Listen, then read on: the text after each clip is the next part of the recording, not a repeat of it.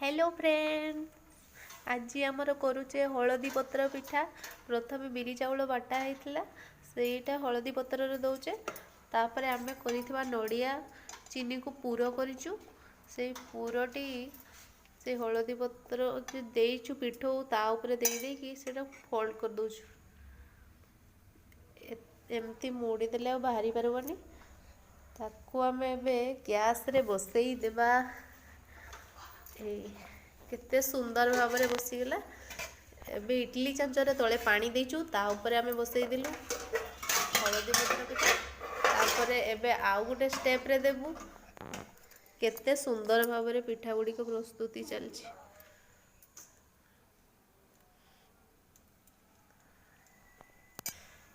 केते सुंदर भाव में ऊपर ता ऊपर दिया होछि। एबे आउ गोटे स्टेप रे दिया हबो।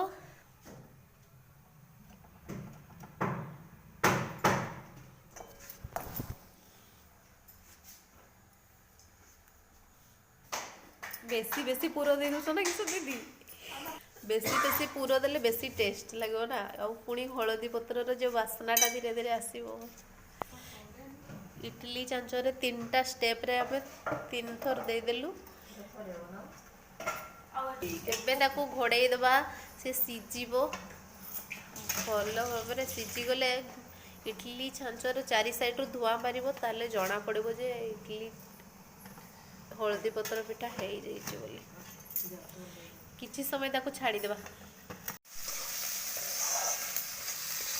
चारि साइड रु धुआं बाहर एबे पिठाटा देखा खुली केमती है।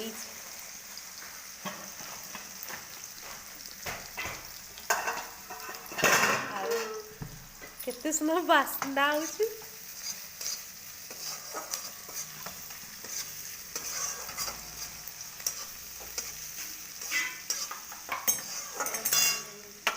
गुटे पर गुटे तीन स्टेप दिया होता। तीनटा स्टेप बाहरी जाइए। एबे सबू पिठा को आमे खुली आनीचु। एबे देखिबा हलदी पत्र रे पिठा केमती हेइची। बहुत गरम।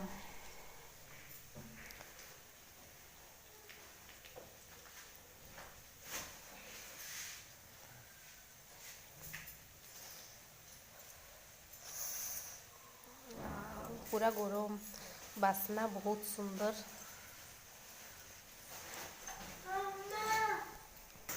पिठा हो जाइए रेडी। केते सुंदर ता भितर पूरा पूरा सॉफ्ट सॉफ्ट केते सारा पिठा होइए आमर आज। वीडियोटी भल लगे लाइक कमेंट शेयर करेंगे। Thanks for watching.